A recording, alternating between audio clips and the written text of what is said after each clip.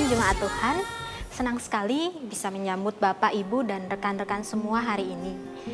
Baik yang ada di Jakarta dan sekitarnya, dan juga yang ada di Bali, di Manokwari, serta di kota-kota lain, dan juga yang ada di luar negeri. Selamat hari Minggu. Tuhan Yesus pernah memberikan satu perumpamaan tentang kerajaan sorga. Ia berkata, hal kerajaan sorga itu seumpama harta yang terpendam di ladang, yang ditemukan orang, lalu dipendamkannya lagi. Oleh sebab sukacitanya, pergilah ia menjual seluruh miliknya, lalu membeli ladang itu. Melalui perumpamaan ini, saya percaya tidak ada hal yang lebih baik, lebih manjur, dan lebih menyenangkan di dalam hidup kita dibanding mencari kerajaan Allah dan kebenarannya. Saya percaya kita akan semakin diterangi oleh firman Tuhan yang akan dibagikan nanti oleh Evangelis David Sevenhot. Dan saya percaya kita dihibur oleh janjinya dan harapan-harapan kita dibangkitkan kembali. Mari, kecaplah dan lihatlah betapa baiknya Tuhan bagi hidup kita. Mari jemaat Tuhan, dengan imanmu kita naikkan pujian ini bersama-sama. Walau 1000 rebah di sisi kanan, di sisi kiri kita tidak takut bahaya sebab Tuhan beserta dengan kita. Mari naikkan pujian ini bersama.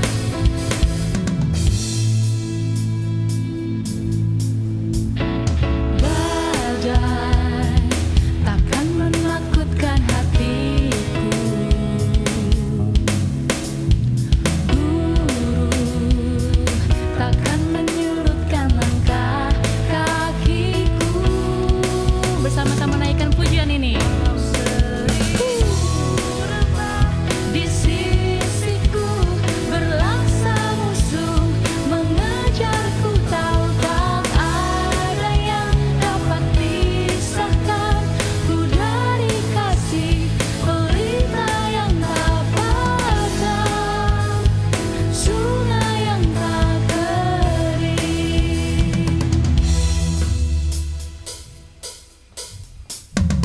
Kini ku memegang teguh janjimu, tenang di tengah badai ku aman bersamamu. Mari angkat tanganmu. Walau 1000 rebah di sisiku, berlaksa musuh mengejarku, tahu tak ada yang dapat pisahkan ku dari kasih, pelita yang tak padam, sungai yang tak kering. Walau 1000 rebah di sisiku, berlaksa musuh mengejarku, tahu tak ada yang dapat pisahkan ku dari kasih, pelita yang tak padam, sungai yang tak kering. Walau 1000 rebah. Mari bersama-sama kita bertepuk tangan. Musuh mengejarku, tak ada yang dapat pisahkan ku dari kasih, pelita yang tak padam, sungai yang tak kering. Itulah kasih-Mu. Bersama-sama kita bertepuk tangan. Haleluya, berikan kemuliaan untuk Tuhan. Haleluya. Thank you Jesus.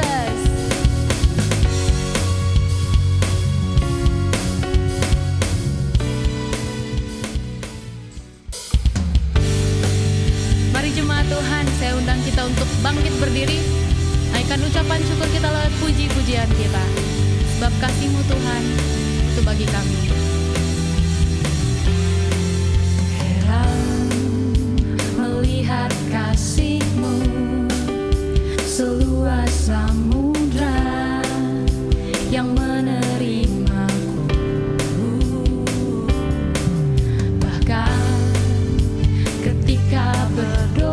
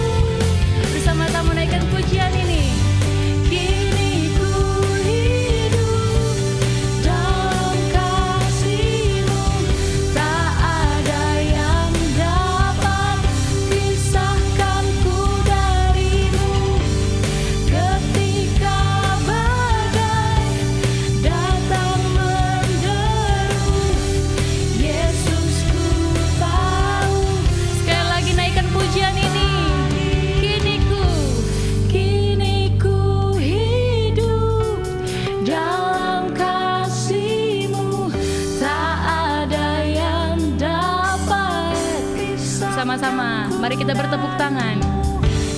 Ketika badai datang menderu, Yesus ku tahu kasih-Mu. Sekali lagi.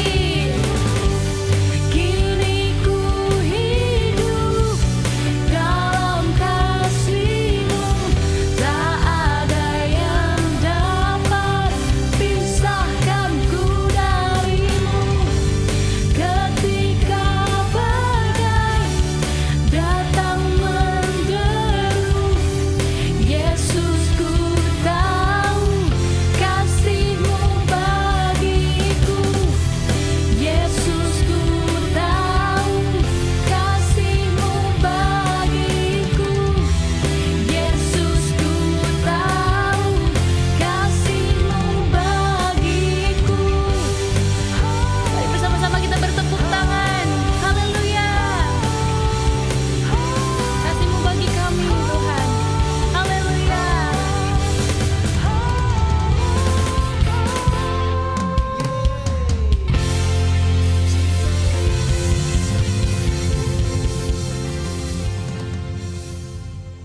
Jemaat yang terkasih, selamat hari Minggu. Firman Tuhan katakan bahwa lawan-lawan kita dikalahkan oleh darah anak domba dan perkataan kesaksian kita. Untuk itulah hari ini kita akan mendengarkan kesaksian dari sebuah keluarga yang mengalami kebaikan Tuhan tapi melewati perjalanan iman di mana mereka harus teguh berpegang pada janji firman Tuhan dan di akhirnya mereka menerima berkat yang sudah Tuhan janjikan. Kita akan bincang-bincang dengan Bang Lim dari Bleskom Regency 2. Kita sambut Bang Lim. Selamat siang Bang Lim. Siang Kak, Apa kabarnya? baik-baik. Kegiatannya apa nih sekarang Bang? Masih kerja dari rumah aja Kak, WFH aja. Masih di rumah ya? Iya. Oke. Keluarga baik-baik? Puji Tuhan baik. Bang Lim bisa share dengan kami kebaikan Tuhan yang sudah dialami Bang Lim dan keluarga? Ya, boleh Kak. Oke Kak, jadi sekitar tahun Desember tahun 2018, saya dan pasangan menikah. Kemudian kita langsung LDR dulu karena saya harus kerja di Jakarta, sedangkan istri harus kerja di Medan. Tapi sekitar pertengahan tahun, sekitar bulan Juni-Juli 2019, setelah pergumulan panjang, jadi kita memutuskan kita harus bersatu, menjadi keluarga yang utuh, menjadi di dalam satu rumah. Jadi kita memutuskan istri harus resign dan ikut saya ke Jakarta. Kerinduan kita juga untuk di keluarga, kita mau segera memiliki momongan. Jadi ini pergumulan doa kita, prioritas utama dalam doa-doa kita. Dan puji Tuhan di tahun itu juga 2019 Oktober, puji Tuhan kita jawaban doa kita digenapi. Saya masih ingat itu hari Jumat siang, istri saya kasih kabar kalau hasil tes packnya positif. Tapi lucunya malamnya saya harus masuk rumah sakit dulu karena didiagnosa dokter mengalami stroke ringan dan harus di rumah sakit selama satu mingguan. Setelah itu, setelah 1 minggu saya diizinkan untuk berobat jalan. Dan setelah itu juga secara paralel itu kita juga melakukan pemeriksaan berkala juga untuk kehamilan istri. Dan di usia kandungan yang memasuki 8 mingguan, ada kejadian bahwa istri mengalami flek malamnya, kemudian kita ke rumah sakit besoknya, dan dari diagnosa dokter janinnya denyut jantung janinnya sudah tidak ada. Kita benar-benar down saat itu. Kemudian kita lakukan second opinion lagi di rumah sakit yang berbeda, tetapi jawaban dari dokternya juga sama. Jadi istri diharuskan untuk melakukan kuret segera. Itu benar-benar membuat kita down, lalu kita pulang ke rumah, kita langsung tutup pintu, lalu kita langsung bawa dalam doa, bercerita banyak hal kepada Tuhan dan bersyukur dalam segala hal. Kemudian kita kembali dikuatkan dan di awal tahun 2020 saya dan istri punya komitmen dan punya iman bahwa di dalam tahun ini, tahun 2020, Tuhan pasti jawab kerinduan kita kembali, Tuhan pasti akan kasih ke kita momongan kembali. Jadi di rumah pun selalu ada ibadah keluarga, saya dan istri, dan di setiap ibadah keluarga kita, doa-doa kita selalu bawa pergumulan kita ini di dalam doa. Dan puji Tuhan, hampir memasuki akhir tahun 2020, sekitar November 2020, sekitar jam 3 subuh, itu istri tiba-tiba bangunin saya, dan betapa bahagianya karena dari hasil test pack-nya sudah positif kembali. Jadi Tuhan sudah menjawab doa kita. Lalu hari itu juga kita ke rumah sakit melakukan pengecekan, tapi belum terlalu tenang karena kata dokternya sudah ada benih, tapi benihnya itu tidak pada tempat seperti biasanya. Jadi masih ada tantangan lagi ya Pak? Benar Kak. Nah jadi kita pulang ke rumah, kata dokternya 2 minggu lagi kesini lagi. Jadi sampai di rumah kita bawa dalam doa terus, kita kembali meminta kekuatan kepada Tuhan supaya benihnya dikuatkan. Dan kita juga sharing ke orang tua, dan orang tua pun mensupport kita dan membawa dalam doa juga, menguatkan kita bahwa tidak ada yang kita khawatirkan karena Tuhan yang selalu menjaga. Dan sekitar 2 minggu kemudian kita kembali ke rumah sakitnya dan melakukan pengecekan, dan puji Tuhan benihnya sudah berada pada tempat yang semestinya dan semuanya sehat, baik itu dari kandungan istri dan juga benihnya. Jadi kita melakukan pengecekan secara berkala dan puji Tuhan selalu sehat dan itu semua karena pertolongan Tuhan. Dan tahun ini bulan Juli 2021 ini puji Tuhan istri sudah lahiran dan kita dikaruniai seorang baby cantik yang kita namai Gaby Gael Putri Gula. Selamat Ya. ya Pak. Makasih Kak. Selama melewati proses yang cukup panjang dan banyak tantangan, situasinya naik turun, apakah ada ayat firman Tuhan yang Bang Lim dan istri imani terus menjadi kekuatan buat keluarga? Ya, pasti Kak. Jadi ada 2 hal. Jadi yang pertama itu untuk ayat firman Tuhan dulu. Pegangan kita itu adalah terambil dari Yeremia 17 ayat 7. Diberkatilah orang yang mengandalkan Tuhan, yang menaruh harapannya pada Tuhan. Jadi kita imani bahwa janji Tuhan itu akan tergenapi dalam kehidupan kita. Ini juga sama seperti yang gembala kita selalu sampaikan kepada kita dalam setiap khotbah, bahwa janji Tuhan itu pasti tergenapi bagi kehidupan kita. Jadi itu yang jadi pegangan kita.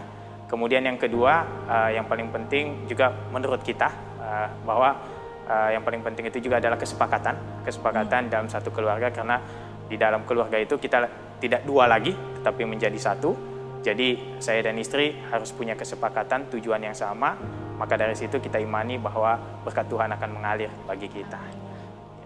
Terima kasih banyak Bang Lim, salam untuk Ibu Siska dan Baby Gaby. Selamat untuk keluarga barunya. Ya, terima kasih Kak. Bapak Ibu rekan-rekan jemaat Tuhan yang terkasih, Ibrani 11 ayat 1 mengatakan iman adalah dasar dari segala sesuatu yang kita harapkan dan bukti dari segala sesuatu yang tidak kita lihat. Dasar dari yang kita harapkan adalah janji firman Tuhan. Ketika kita terus memegang janji firman Tuhan, apapun situasi yang kita hadapi, kita pasti telah menerima dan akan menerima apa yang Tuhan janjikan. Semoga kesaksian dari Bang Lim, Ibu Siska dan Baby Gaby dari keluarga ini memberkati kita semua dan terus membuat kita tekun berharap pada janji firman Tuhan. Tuhan Yesus memberkati. Selamat hari Minggu. Salam untuk seluruh jemaat Tuhan yang ada di Bandung, di Bali, Papua, di kota-kota lain, dan di luar negeri. saya akan menyampaikan beberapa pengumuman untuk hari ini. Ibadah hari Minggu awal Oktober kembali akan diadakan online. Ibadah Shouters Kids jam 10 pagi dan ibadah umum jam 12 siang. Mari setelah ibadah ini kita bisa sama-sama subscribe channel YouTube GKKD Shouters, saling menyapa, bertanya, dan menginformasikan firman Tuhan yang memberkati kita di kolom komentar. Kami informasikan lagi perubahan nomor rekening gereja, nomor rekening persembahan dan perpuluhan, serta barcode OVO bisa dilihat di layar. Kami juga berterima kasih untuk dukungan Bapak, Ibu, dan rekan-rekan dalam program Sharing for Caring. Mari kita terus giat melakukan puasa dari hari Selasa jam 6 sore sampai hari Rabu jam 6 sore dan menyisihkan uang makan kita untuk membantu rekan-rekan yang membutuhkan. Nomor rekening Sharing for Caring dapat dilihat di layar. Kirimkan pokok doa dan kesaksian Bapak, Ibu, dan rekan-rekan melalui link yang ada di bio Instagram GKKD Shouters. Klik link dan pilih form doa, atau bisa juga melalui kolom komen yang ada di YouTube. Program Love Talk akan diadakan pada tanggal 30 September, hari Kamis, jam 7:30 malam lewat Instagram GKKD Shouters. Mengajak rekan-rekan youth dan college untuk sama-sama mengikuti acara ini karena berisi pengetahuan yang memberkati dan menguatkan. Bagi Bapak Ibu jemaat Tuhan yang ingin dilayani, ingin didoakan saat sakit, konseling, atau membutuhkan komunitas anak-anak Tuhan, bisa menghubungi sekretariat gereja yang nomor teleponnya tertera di layar. Demikian pengumuman untuk hari ini. Selamat beribadah. Terima kasih, Tuhan Yesus memberkati. Shalom saudara, sebelum kita memberi, izinkan saya untuk sedikit menceritakan firman Tuhan. Mari kita baca satu ayat dari Amsal 18 ayat yang ke-16. Firman Tuhan bilang demikian. Hadiah memberi keluasan kepada orang, membawa dia menghadap orang-orang besar. Kata hadiah di sini diambil dari kata Ibrani matan, yang artinya pemberian atau persembahan. Di dalam NIV Bible dituliskan a gift opens the way and ushers the giver into the presence of the great. Sedikit mengenai kitab Amsal, kitab ini ditulis untuk orang-orang muda yang diharapkan menjadi pemimpin bagi generasi yang akan datang. Atau dengan kata lain, untuk orang umum pada zaman itu, Amsal merupakan sekumpulan hikmat atau kunci sukses yang dituliskan bagi mereka yang menginginkan masa depan lebih baik. Saya berasumsi bahwa saudara menginginkan masa depan yang lebih baik, benar ya? Salah satunya ayat yang tadi kita baru baca, bahwa pemberian atau persembahan dapat membuka keluasan atau jalan bagi kita dan membawa kita menghadap orang-orang besar atau perkara-perkara yang besar. Jalan yang dimaksud di sini bukan bicara mengenai kesulitan atau rintangan yang ada di depan kita, tapi membuka jalan di dalam hati kita. Kalau pemberian membuka jalan di depan kita seperti kesulitan atau mungkin tantangan yang kita hadapi, itu ada bahasa Indonesianya, namanya nyogok atau suap. Kita kenal juga dengan nama pelicin gitu saudara ya. Tapi bukan itu yang dimaksud di sini. Intinya memberi atau mempersembahkan membuka sebuah dimensi baru di dalam hati kita. Nah, saya sekarang ingin bertanya kepada saudara, kira-kira saudara ingin menjadi orang seperti apa dalam katakanlah 3-5 tahun yang akan datang? Saya tidak bicara mengenai keahlian atau kemampuan tertentu. Saya sedang bicara mengenai hati saudara. Saudara ingin menjadi orang yang memiliki karakter atau gaya hidup seperti apa? Budaya seperti apa yang saudara harapkan ada di dalam rumah tangga saudara maupun keluarga saudara? Mari kita berandai-andai, kita buat beberapa skenario terkait dengan masalah memberi. Skenario pertama, saya hanya mau hidup bagi diri saya sendiri. Saya tidak mau memberi kepada siapapun. Memberi bukanlah gaya hidup yang saya harapkan ada di dalam diri saya, keluarga saya, ataupun keturunan saya. Ini skenario yang pertama ya saudara. Menurut saudara kira-kira dalam 3-5 tahun mendatang, orang yang memutuskan seperti ini akan menjadi apa? Dari sekilas keputusan di atas, saya dapat menerka bahwa dia akan menjadi orang yang egois, dan keturunannya pun akan menjadi orang-orang yang demikian. Di dalam rumah tangganya pun akan terjadi hal-hal yang demikian. Skenario yang kedua, oke, saya mau memberi, namun saya hanya mau memberi kepada orang yang terlebih dahulu memberi kepada saya. Jadi kalau orang itu belum pernah nolong saya, belum pernah memberi hadiah kepada saya, tidak pernah bantu saya tidak mau memberi kepada mereka. Menurut saudara, 3-5 tahun mendatang orang ini akan menjadi seperti apa? Menurut saya setidaknya dia akan menjadi orang yang pasif, hanya menunggu sesuatu datang kepadanya, kemudian barulah dia merespon. Skenario yang ketiga, saya mau memberi kepada orang yang menurut saya akan memberi keuntungan bagi saya. Saya tahu kalau saya memberikan hal ini, saya akan mendapatkan hal yang lebih baik atau lebih banyak dari dia. Menurut saudara, 3-5 tahun mendatang, orang yang memutuskan seperti ini akan menjadi apa? Akan menjadi seperti apa?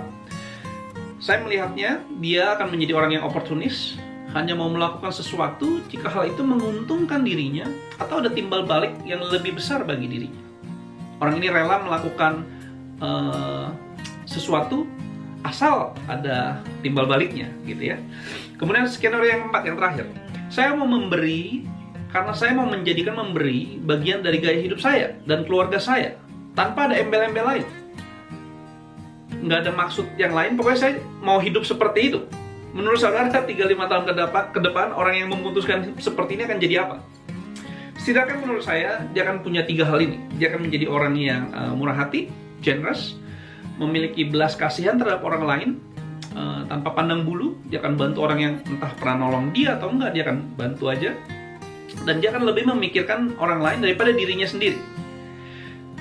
Saya teringat satu ayat dari Lukas 6 ayat 36 yang mengatakan, hendaklah kamu murah hati sama seperti Bapamu adalah murah hati. Gaya hidup memberi membuka sebuah cakrawala baru, kata firman Tuhan, di dalam hati kita. Keluasan, kata kitab Amsal, menjadikan kita orang-orang yang murah hati sama seperti Bapa kita di surga. Atau jika kita ingin lihat dari sisi lain, kemurahan hati kita dapat menuntun orang lain kepada Bapa surgawi. Ini kabar baik buat saudara yang mungkin berpikir, saya ini bukan orang yang pandai bicara, saya ini nggak pandai menginjil, bagaimana saya dapat menceritakan kabar baik buat orang di sekitar saya? Saudara, kemampuan berbicara bukanlah satu-satunya jalan untuk memperkenalkan Bapa surgawi. Kemurahan hati saudara dapat menjadi jalan alternatif yang tidak kalah efektif untuk membawa orang kepada Bapa. Saya harap saudara mendapatkan sesuatu yang baru hari ini. Dan sebelum kita memberi, mari saya undang kita semua untuk bangkit berdiri dan kita ucapkan deklarasi iman kita bersama-sama. Setelah itu saya akan tutup di dalam doa. Saudara siap? 1, 2, 3. Kami percaya bahwa Ia yang kaya rela menjadi miskin, supaya kami yang miskin menjadi kaya. Kami percaya bahwa setiap benih yang kami tabur adalah benih yang terbaik, yang pasti menghasilkan 30, 60, bahkan 100 kali lipat. Mari kita berdoa, saudara. Terima kasih Bapa untuk firman-Mu yang mengajar kami untuk menjadi orang-orang yang murah hati seperti Engkau. Terima kasih sudah kembali mengingatkan kami agar kami tidak hanya hidup bagi diri kami sendiri, tetapi melihat sekeliling kami dan melakukan sesuatu terhadap hal itu. Aku berdoa supaya pada saat jemaat Tuhan menjadikan memberi sebagai gaya hidup mereka, hal itu membuka sebuah dimensi baru di dalam hati mereka yang akan menuntun mereka kepada hal-hal besar yang tidak pernah mereka pikirkan. Di dalam nama Tuhan Yesus kami berdoa. Setiap yang siap memberi, mari bersama-sama dengan saya katakan amin. Selamat memberi, Tuhan Yesus memberkati.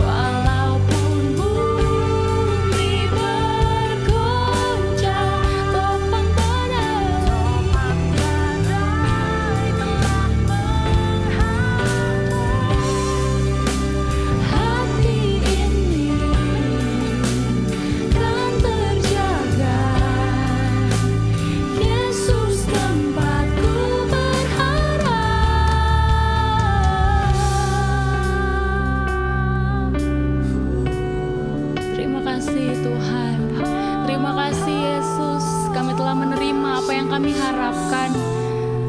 Kami telah menerima segala janji, segala rencana atas keluarga kami, atas studi kami, atas pekerjaan kami, atas kesehatan kami. Kami telah menerima segalanya. Kami mau declare bahwa Engkau adalah Allah yang luar biasa dan tinggal di dalam hidup kami. Mari jemaat Tuhan, naikkan ucapan syukur-Mu. Mari naikkan pujian ini dengan iman-Mu. Katakan harapan-Mu saat ini. Terima kasih Yesus. Mari katakan, selama nafas. Selama nafas berhembus, takkan berhenti berseru. Kaulah Tuhan, Kaulah Allah. Tempat kami taruhkan harapan kami. Kami mau serukan nama-Mu Yesus. Terima kasih Tuhan. Walaupun bumi bergoncang, topan badai telah menghadang, hati ini kan terjaga. Yesus tempatku berharap.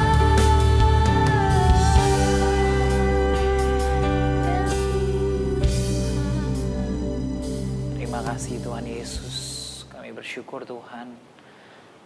Kami percaya anugerah-Mu yang membuat kami selalu bisa berharap.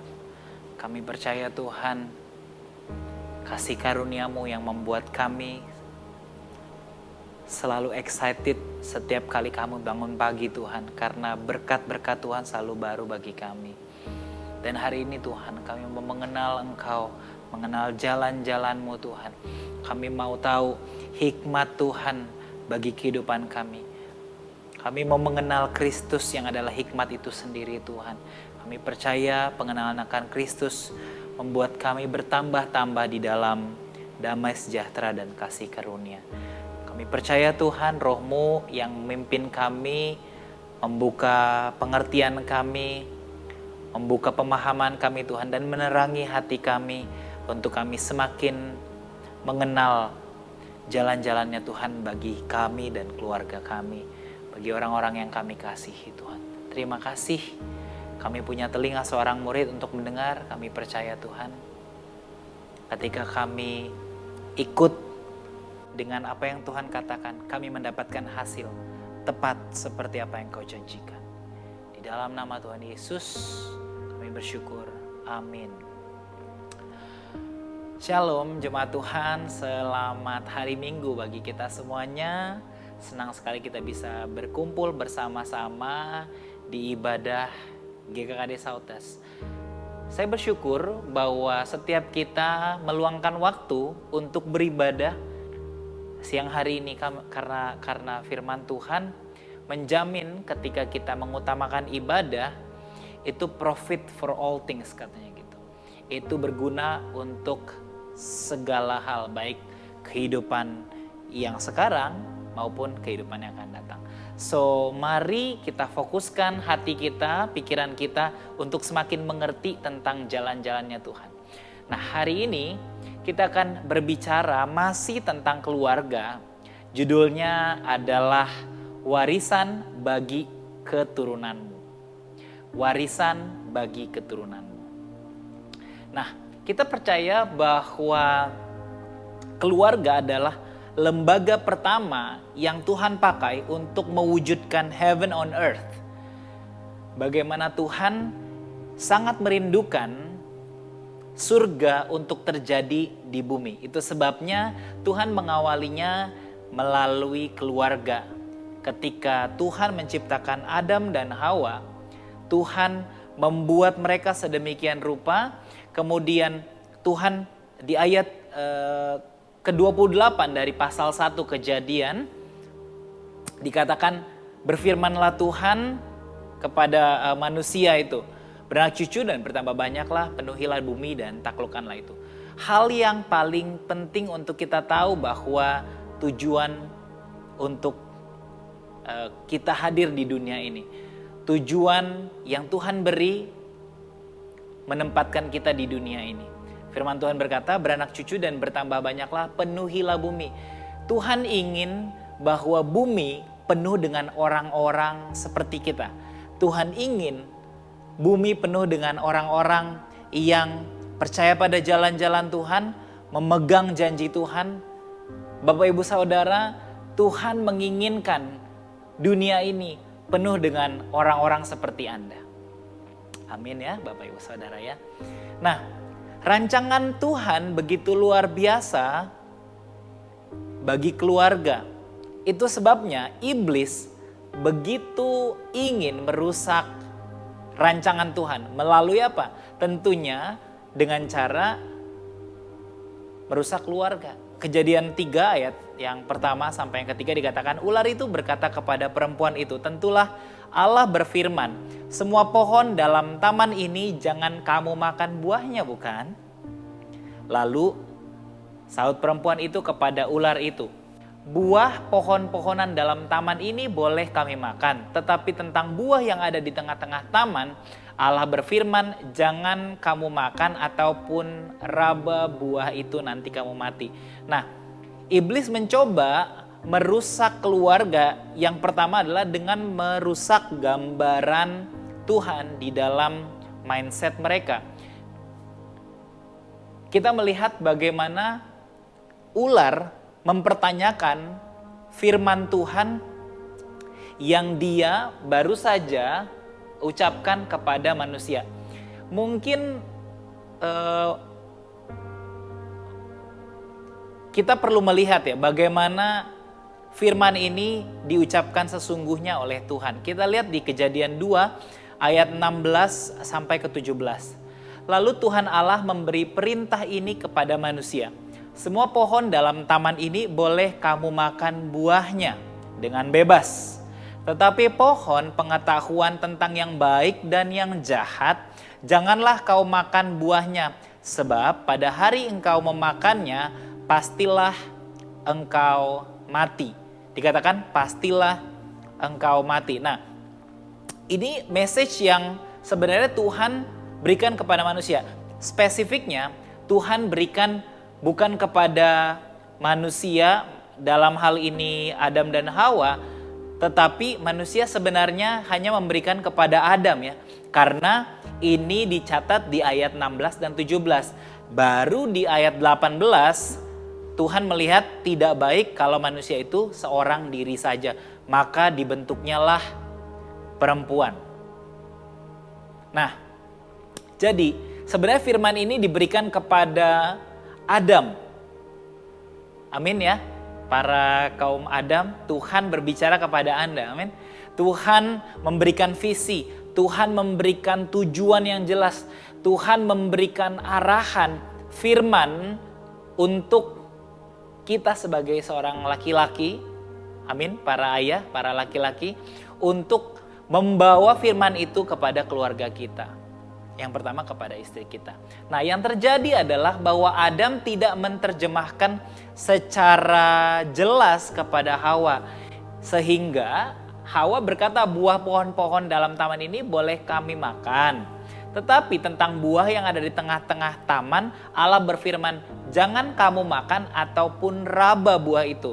Nah, apa perbedaannya antara apa yang Tuhan katakan dengan apa yang Hawa quotes? Dikatakan kalau di Kejadian 2 ayat 17 dikatakan jangan kau makan buahnya. Sesederhana itu, jangan kau makan buahnya. Oke, hanya 3 kata, tapi Hawa mengucapkannya jangan kamu makan ataupun raba buah itu nanti kamu mati. Nah, ketidakakuratan, ketidaktepatan di dalam mengerti firman Tuhan membuat iblis bisa menipu kita, Bapak Ibu Saudara. Karena iblis tahu firman Tuhan. Iblis tahu Tuhan mengucapkan hal apa kepada manusia karena ular ada di situ di taman itu gitu ya. Nah, Bapak Ibu Saudara, jemaat Tuhan, penting untuk kita begitu mengerti, penting untuk kita memahami dengan benar firman Tuhan. Supaya apa? Supaya kita tidak membiarkan iblis melalui dunia ini mengajari kita atau menipu kita. Dan yang selanjutnya memberikan gambaran yang salah terhadap Tuhan yang kita sembah. Nah, singkat cerita, Adam dan Hawa jatuh ke dalam dosa dan akibatnya Tuhan yang harus cleaning the mess, benar ya? Tuhan yang harus memperbaiki kesalahan Adam dan Hawa. Tentunya Tuhan masih Allah yang adil, Allah yang kudus, dia tidak kompromi dengan dosa. Itu sebabnya yang terjadi adalah bahwa Tuhan melakukan pengorbanan. Tuhan melakukan pengorbanan. Dia mengorbankan, dikatakan, dan Tuhan Allah membuat pakaian dari kulit binatang untuk manusia dan untuk istrinya lalu mengenakan kepada mereka. Tuhan mengorbankan binatang untuk menjadi ganti kesalahan dari atau dosa dari Adam dan Hawa. Nyawa ganti nyawa. Betul ya, tanpa penumpahan darah tidak ada pengampunan. Itu sebabnya Tuhan memberikan pengampunan kepada Adam dan Hawa, tapi sebagai gantinya harus ada binatang yang dikorbankan. Ini adalah gambaran dari bagaimana anak domba Allah yaitu Yesus harus dikorbankan karena kesalahan Anda dan saya. Amin. Nah, kemudian Tuhan juga mengucapkan hal ini hal yang luar biasa di Kejadian 3 ayat 15 dikatakan, Aku akan mengadakan permusuhan antara engkau dan perempuan ini, antara keturunanmu dan keturunannya. Keturunannya akan meremukkan kepalamu dan engkau akan meremukkan tumitnya. Nah, di sini kata keturunan perempuan itu diambil dari bahasa aslinya yang artinya benih. Dari benih perempuan ini katanya gitu. Nah, kalau kita perhatikan, tidak ada perempuan yang memiliki benih, benar ya? Di mana-mana benih itu lahirnya dari laki-laki, asalnya dari laki-laki. Tapi kenapa dikatakan benih perempuan? Nah, ini sebenarnya merupakan metafora dari kelahiran Yesus yang lahir dari perawan Maria. Nah, dikatakan benih perempuan ini akan merumukkan kepalamu, katanya gitu. Nah, orang Kristen banyak berpikir bahwa ternyata Injil itu adalah Matius, Markus, Lukas, Yohanes. Tapi sebenarnya Injil pertama kali itu diucapkan di Kejadian 3 ayat 15. Bagaimana ini adalah kabar baik pertama yang Tuhan ucapkan kepada manusia, yang Tuhan perkenalkan. Ini adalah dikatakan proto-evangelion gitu ya. Proto-evangelion yang artinya adalah kabar baik pertama, Injil pertama yang Allah ucapkan kepada manusia. Nah, ketika Adam mendengar hal ini, maka Adam mempercayai Injil itu, mempercayai kabar baik itu. Kabar baik yang Allah ucapkan. Sehingga di ayat setelahnya dikatakan Adam yang tadinya mungkin ya melihat bahwa Hawa nih yang memberikan buah ini kepada saya gitu kan. Dia melihat Hawa sebagai orang yang bersalah. Dia melihat istrinya sebagai oknum yang melakukan kesalahan. Tapi ketika dia menyadari atau meresponi terhadap Injil yang Tuhan beritakan di ayat 15 tadi, maka dikatakan di ayat 20 manusia itu memberi nama Hawa kepada istrinya. Jadi sebelumnya Hawa itu nggak disebut sebagai, maksudnya istrinya nggak disebut sebagai nama Hawa, tapi disebutnya sebagai perempuan. Nah, dalam terjemahan bahasa Ibrani saya tunjukkan di layar, sebenarnya perempuan dan laki-laki itu digambarkan dengan satu sebutan yang sama. Cuma bedanya Adam disebut Ish artinya bentuk maskulin dari kata manusia, dan ishah yang artinya bentuk feminin dari manusia. Tapi sebenarnya nggak ada nama yang khusus sebenarnya. Cuma disebut ya manusia gitu ya. Ini adalah kata yang sama yang diucapkan ketika Tuhan menciptakan di Kejadian 1 ayat 26, 27, dan 28. Tapi di Kejadian 3 ayat 20, Tuhan, maksud saya, Adam memberikan nama Hawa kepada istrinya. Hawa sendiri dalam bahasa aslinya adalah Habah, yang artinya adalah hidup. Ini sangat erat katanya dengan hayah, yang artinya juga makhluk hidup.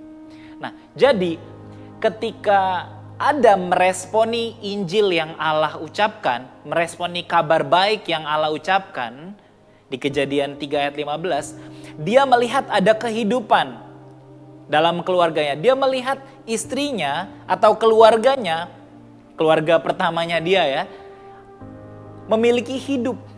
Makanya dia mengambil nama Hawa gitu ya. Nah, setiap kali ada Injil Bapak Ibu Saudara, penting untuk kita sadari bahwa Injil itu mendatangkan hidup. Amin. Injil adalah kekuatan Allah yang memerdekakan, memulihkan, dan mengubahkan kehidupan kita. Amin Bapak Ibu. Itu sebabnya kita perlu membawa keluarga kita untuk hidup di dalam Injil, hidup di dalam janji Tuhan, hidup di dalam Injil kasih karunia, hidup di dalam jalan-jalan Tuhan. Nah, mari kita lihat apa yang dilakukan oleh orang tua di Israel. Mereka memiliki kebiasaan setiap hari untuk mengajarkan firman Tuhan kepada anak-anak mereka. Ulangan 6 ayatnya yang ke-6 sampai 7, demikian firman Tuhan.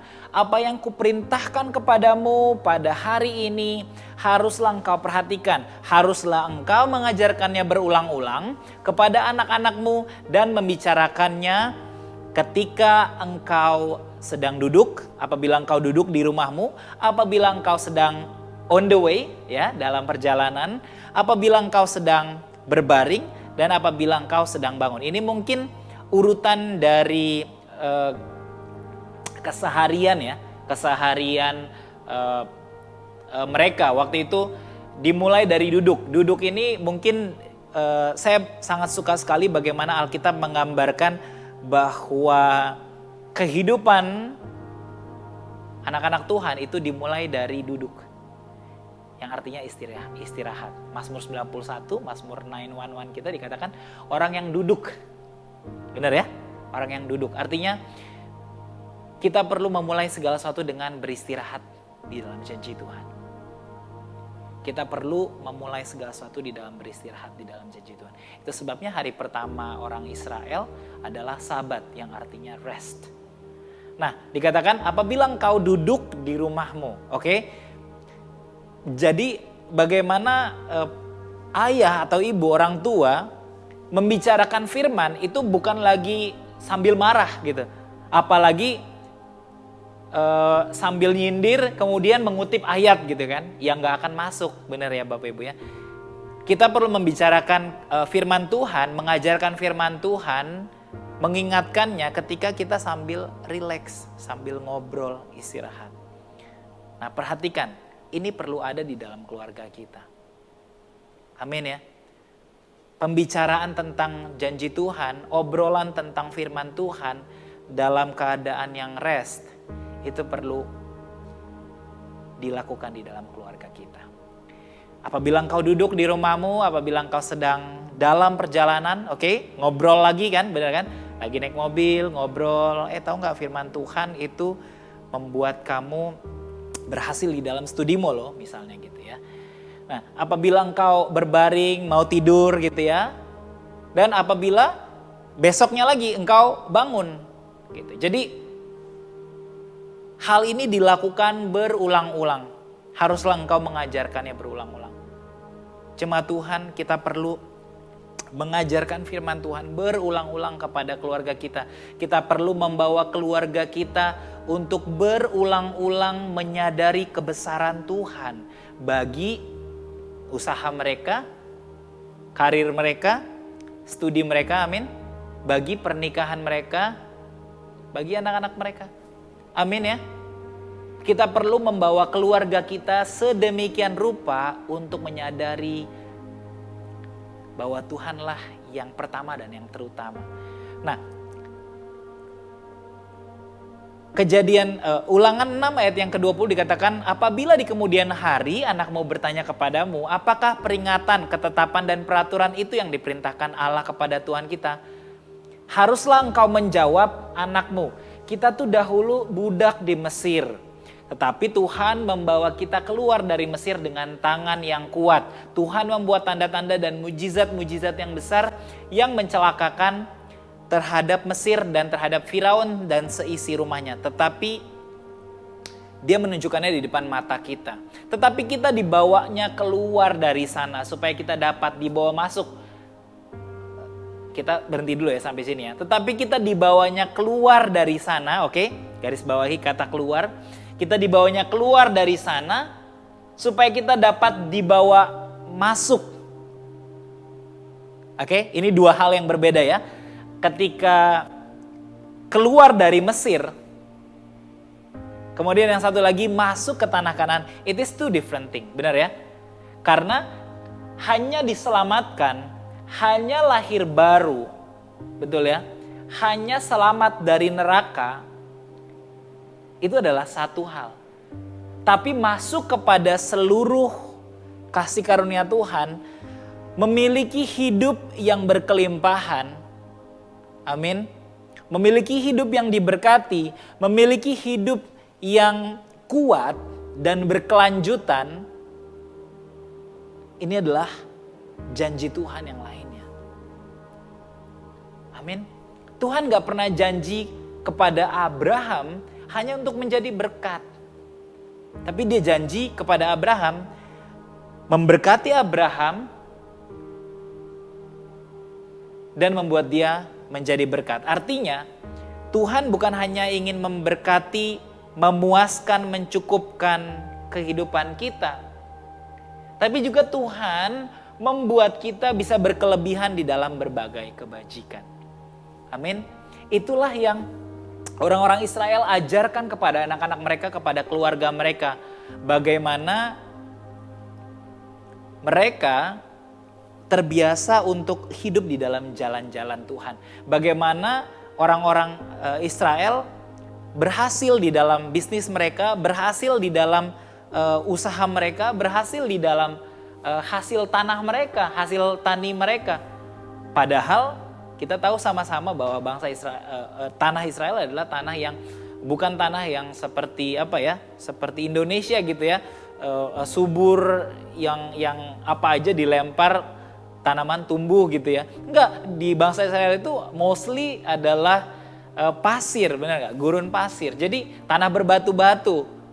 Jadi secara logis harusnya sulit, tapi firman Tuhan yang membuat mereka berhasil. Amin ya. Firman Tuhan yang membuat anak-anak Tuhan berhasil. Amin ya, Bapak Ibu Saudara ya. Nah, firman Tuhan, janji Tuhan bagi keluarga yang mendidik anak-anaknya, janji Tuhan bagi para orang tua yang mendidik keturunannya di dalam janji Tuhan, di dalam firman Tuhan adalah semua anakmu akan menjadi murid Tuhan dan besarlah kesejahteraan mereka. Amin ya, ini sangat-sangat luar biasa kalau kita pegang. Semua anakmu, mari kita bisa ucapkan kepada keluarga kita atau istri kita atau suami kita, semua anakmu akan menjadi murid Tuhan dan besarlah kesejahteraan mereka. Mungkin jemaat Tuhan sudah mengetahui kata asli dari kesejahteraan ya, yang artinya shalom. Itu artinya sangat-sangat luas ya. Bukan hanya kesehatan yang sempurna, tapi juga berkat finansial, berkat yang keberhasilan, kesuksesan bagi kehidupan kita. Nah, semua anakmu akan menjadi murid Tuhan dan besarlah kesejahteraan mereka. Amsal 3 ayat 1 dan 2 dikatakan, hai anakku, janganlah engkau melupakan ajaranku dan biarlah hatimu memelihara perintahku. Karena panjang umur dan lanjut usia serta lagi-lagi sejahtera. Amin. Sejahtera akan ditambahkannya kepadamu. Firman Tuhan yang membuat ketika teman-temannya di kelas, ketika teman-teman anak-anak kita di kelas nyontek, anak-anak kita nggak nyontek. Firman Tuhan yang membuat ketika teman kantor mereka cheating, keluarga kita tidak. Firman Tuhan yang membuat ketika rekan-rekannya tidak setia, tapi mereka tetap setia di dalam janji Tuhan, di dalam melayani Tuhan. Nah, Bapak Ibu Saudara, ketika kita tidak mendidik keluarga kita, maka apa yang terjadi? Hal-hal yang mengenaskan ya. Dikatakan di 2 Timotius pasal yang ketiga ayat yang 1 sampai 2 dikatakan, ketahuilah pada hari-hari terakhir akan datang masa yang sukar. Manusia akan mencintai dirinya sendiri dan menjadi hamba uang. Mereka akan membual. Kenapa mereka membual? Karena mereka kekurangan kasih. Dan menyombongkan diri lagi-lagi karena mereka tidak memiliki gambaran atau identitas diri yang benar di dalam Tuhan. Mereka akan menjadi pemfitnah. Oke. Karena apa? Karena firman Tuhan tidak diajarkan sama mereka. Mereka akan berontak terhadap orang tua. Mungkin karena orang tuanya gak kasih teladan. Mungkin karena di keluarganya gak pernah ngelihat orang tuanya membicarakan tentang janji Tuhan. Atau mempraktekkan iman mereka. Mengenaskan. Dan tidak tahu berterima kasih. Karena di rumahnya gak pernah diajarkan mengucap syukur. Tidak mempedulikan agama. Ironis ya Bapak Ibu Saudara ya. Ironis ya. Bahkan satu kisah dari keluarga Salomo, anaknya yang bernama Rehabeam, di akhir masa pemerintahannya dia menjadi sombong.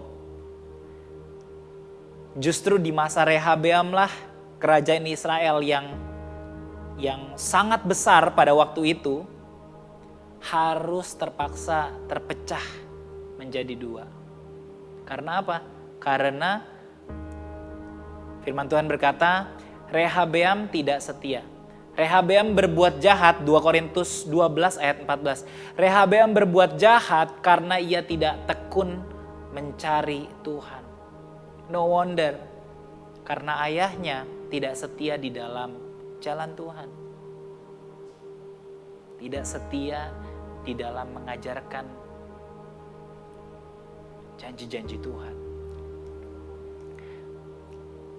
Saya akan segera mengakhiri. Firman Tuhan menyebutkan setidaknya, saya mencatat 7 tapi saya hanya akan memberikan sedikit 4 dari catatan saya.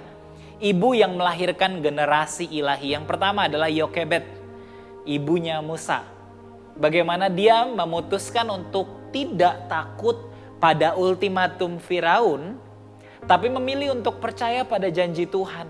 Sehingga dia memutuskan untuk menyembunyikan Musa dan sehingga dia menjadi inang pengasuhnya, gitu ya,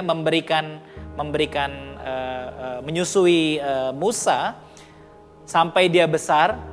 Dan sambil menyusui tentunya Yokebed memberikan identitas ya, bahwa Musa itu adalah bangsa Israel, orang Ibrani, menyembah Yahweh katanya gitu. Sehingga apa? Sehingga Musa dicatat di Ibrani 11, karena iman dia fokus kepada janji. Dia tidak mementingkan kekayaan Mesir tapi mengarahkan pandangannya kepada upah, katanya gitu. Dari siapa? Tentunya dari ibunya Yokebed. Kemudian ibu yang kedua adalah Eunike.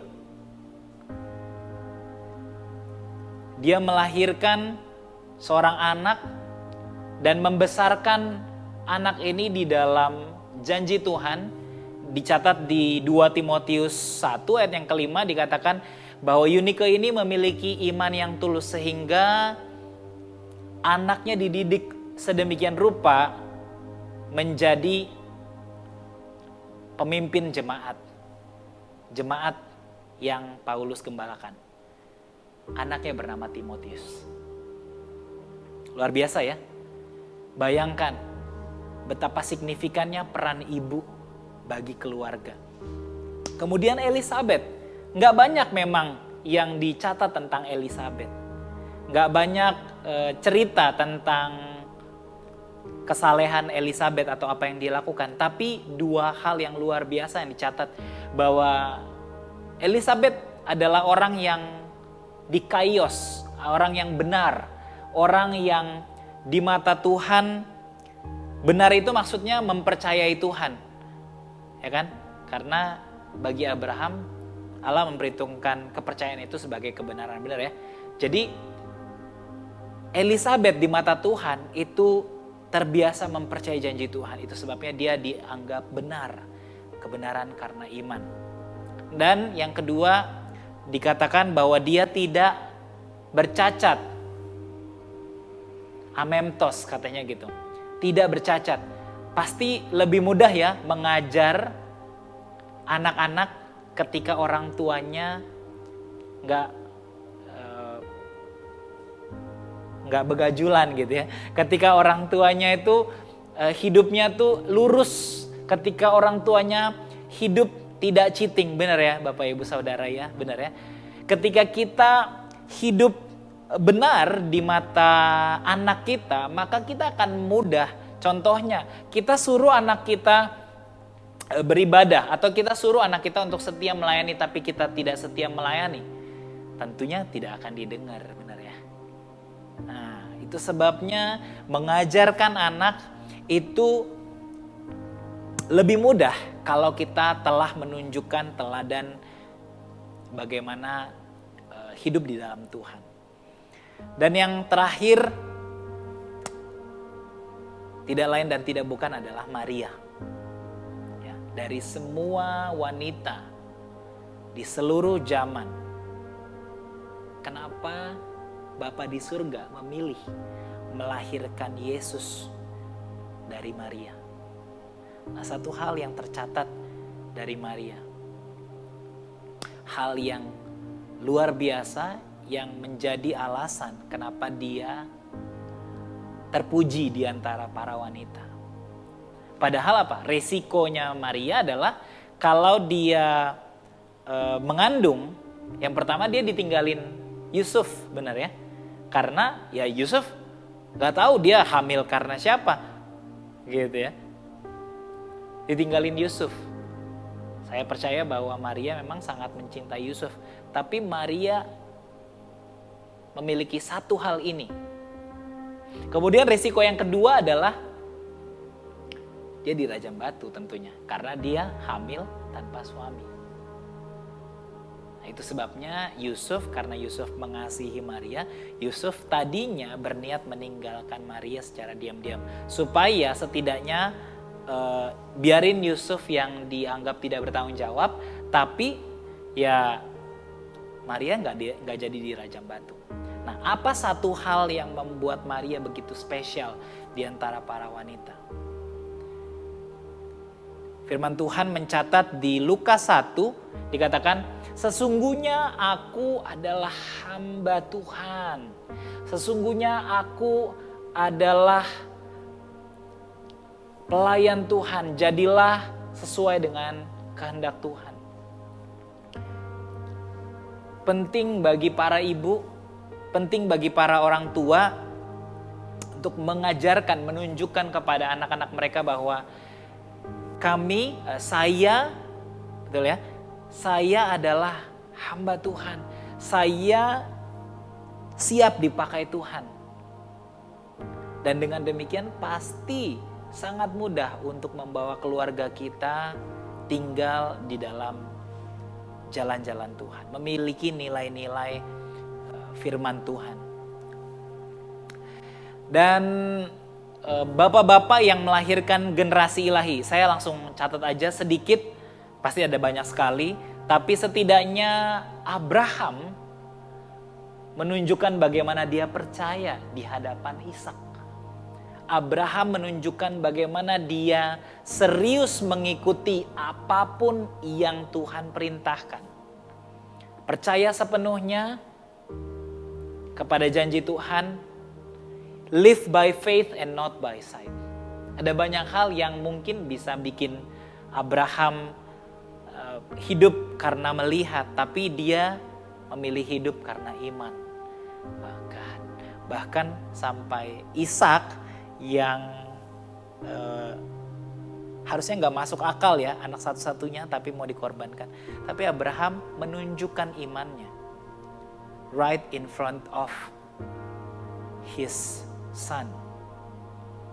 Ini yang membuat Ishak begitu ngerti percaya sama Tuhan.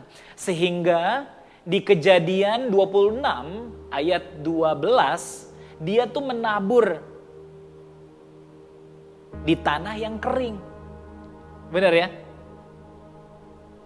Dia menabur, dia tetap percaya bahwa apa yang dia tabur itu menghasilkan pelipat gandaan.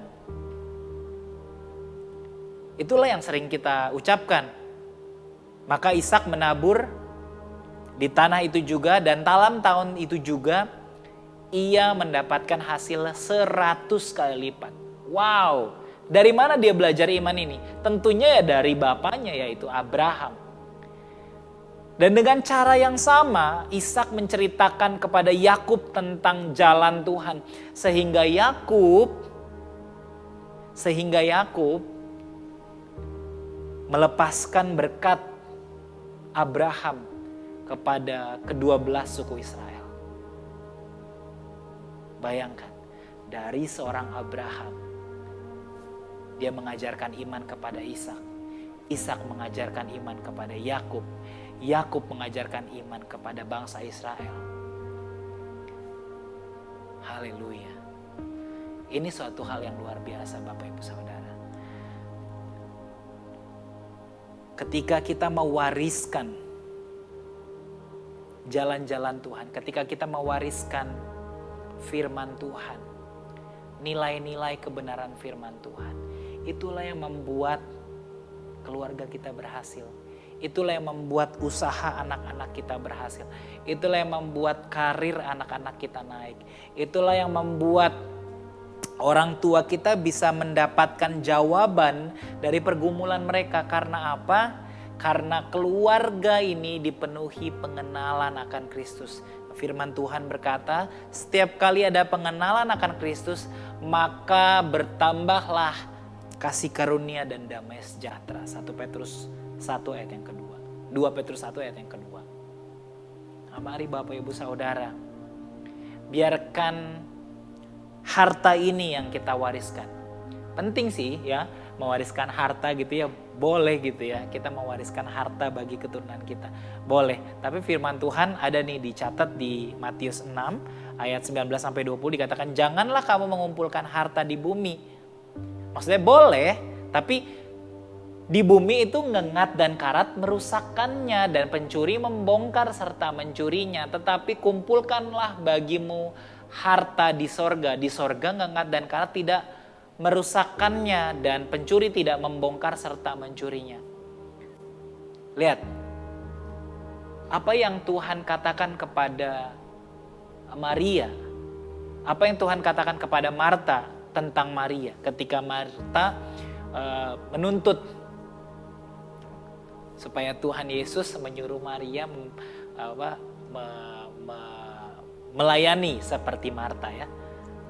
Tuhan Yesus berkata, only one thing, hanya satu hal yang enggak akan pernah diambil daripadanya. firman Tuhan. Kebiasaan untuk mendengarkan janji Tuhan. Kebiasaan untuk bergaul dengan Tuhan. Kebiasaan untuk hidup dan membuat keputusan hanya berdasarkan apa yang Tuhan katakan. Wah, ini akan sangat berdampak bagi keluarga kita setiap kali kita mengajarkan mereka hidup di dalam jalan-jalan Tuhan. Amin. Mari Bapak Ibu Saudara, kita sama-sama bawa hati kita mau bangkit berdiri bersama-sama. Mari kita pejamkan mata kita. Haleluya Tuhan. Mari jika Engkau rindu untuk membuat habit yang baru di dalam keluargamu. Jika Engkau rindu untuk membuat kebiasaan yang baru di dalam hari-harimu, di dalam rumahmu. Mungkin engkau rindu untuk mendirikan mesbah keluarga. Mungkin engkau mau berkomitmen untuk ayo mau saat teduh bareng-bareng lagi misalnya. Mari bawa hatimu, sebab janji Tuhan bukan hanya membawa engkau keluar dari tanah Mesir, tapi juga membawa engkau masuk ke tanah Kanaan, masuk ke tanah yang berlimpah susu dan madunya. Mari biarkan keluarga kita mendengar komitmen kita. Kita bersama-sama, mungkin kalau engkau sepakat dengan suami atau istrimu, mari sambil berpegangan tangan, mari mulai memperkatakan janji Tuhan bagi keluargamu. Mulai mengucapkan firman Tuhan bagi keluargamu. Dan mulai setelah ini mungkin buat komitmen untuk membuat kebiasaan-kebiasaan yang baru. Untuk lebih intim dengan Tuhan. Untuk lebih dekat kepada Tuhan. Mari kita bersama-sama. Kami bersyukur Tuhan. Kami bersyukur buat para keluarga yang membawa hati mereka, membawa komitmen mereka Tuhan. Terima kasih Bapak, Engkau yang memberkati keluarga jemaat Tuhan. Engkau yang membuat mereka berhasil Tuhan. Firman-Mu yang memberikan hikmat apa yang mereka harus lakukan. Firman-Mu yang membuat perjalanan mereka berhasil dan beruntung Tuhan. Kami percaya Bapa bahwa firman-Mu yang memastikan kami menjadi murid Tuhan dan besarlah kesejahteraan kami. Karena hanya di dalam firman-Mu kami temukan masa depan yang penuh dengan harapan. Terima kasih Tuhan Yesus. Terima kasih Bapa. Kami bersyukur Tuhan Yesus. Mari jemaat Tuhan, kita siapkan perjamuan kita.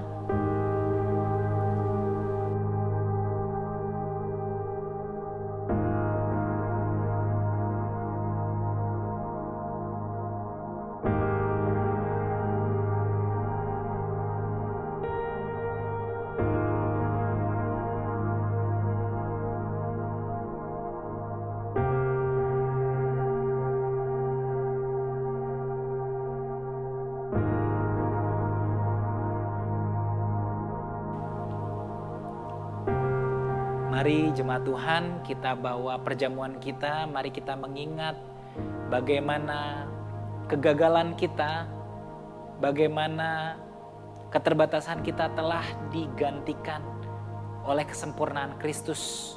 Celak kita, malu kita telah digantikan oleh kesempurnaan anak domba. Demikianlah firman Tuhan. Tetapi apa yang telah kuteruskan kepadamu telah aku terima dari Tuhan, yaitu Tuhan Yesus pada malam waktu ia diserahkan, ia mengambil roti, kemudian ia mengucap syukur atasnya lalu memecah-mecahkannya dan berkata, ini adalah tubuhku yang diserahkan bagi kamu.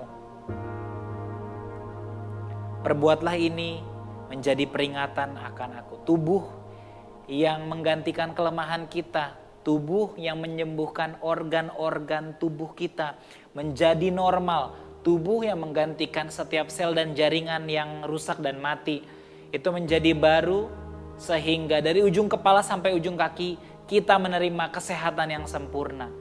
Mari kita makan tubuh Kristus.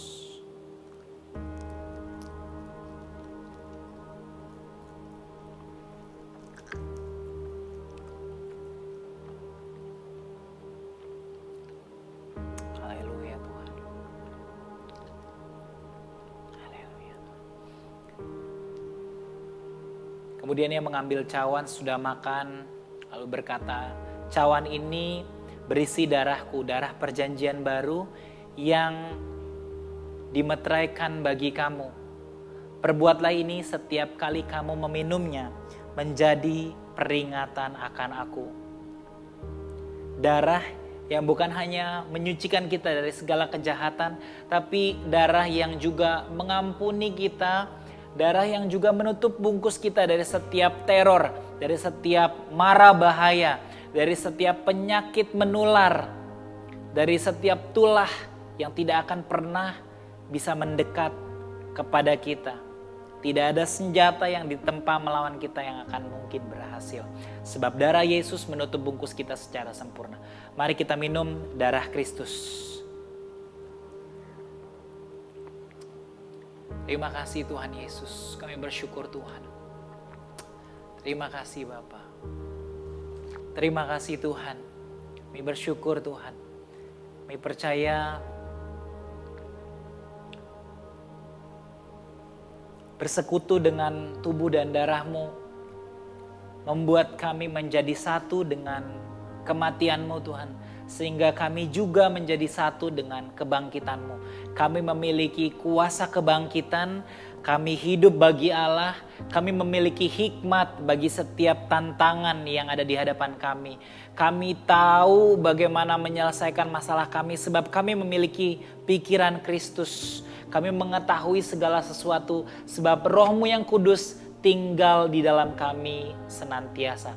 Kami percaya Tuhan Yesus, kami dianugerahkan kelimpahan Tuhan. Terima kasih Bapa. Kami bersyukur. Mari kita angkat kedua tangan kita dan terimalah berkat daripada Tuhan. Tuhan memberkati engkau dan melindungi engkau. Tuhan menyinari engkau dengan wajahnya dan memberikan engkau kasih karunia. Tuhan menghadapkan wajahnya kepadamu dan memberikan engkau damai sejahtera. Mari kita ucapkan statement iman kita bersama-sama. Aku percaya aku telah dikuduskan, telah dibenarkan, telah disucikan. Aku percaya aku dikasihi, diberkati berkelimpahan dan sehat. Aku adalah pemenang. Setiap kita yang percaya sama-sama berkata, amin, amin. Tuhan Yesus memberkati kita semuanya. Mari kita bersama-sama share kabar baik ini. Kita percaya ada banyak orang yang sangat-sangat membutuhkan Injil. Ada banyak orang yang sangat membutuhkan jawaban dari firman Tuhan. Mari kita menjadi pemberita Injil melalui ibadah yang kita share ini. Dan saya sangat berterima kasih bagi setiap pelayan yang ambil bagian dalam tapping kita untuk ibadah ini. Terima kasih untuk setiap kameramen, soundman, tim praise and worship, announcer, welcomer, semua yang ambil bagian di dalam seluruh rangkaian ibadah ini. Dan juga kesaksian yang kita dengarkan. Kita percaya bahwa Tuhan menambahkan berkat-berkat kita ketika kita melayani Tuhan. Amin. Selamat hari Minggu dan hiduplah di dalam janji-janji Tuhan.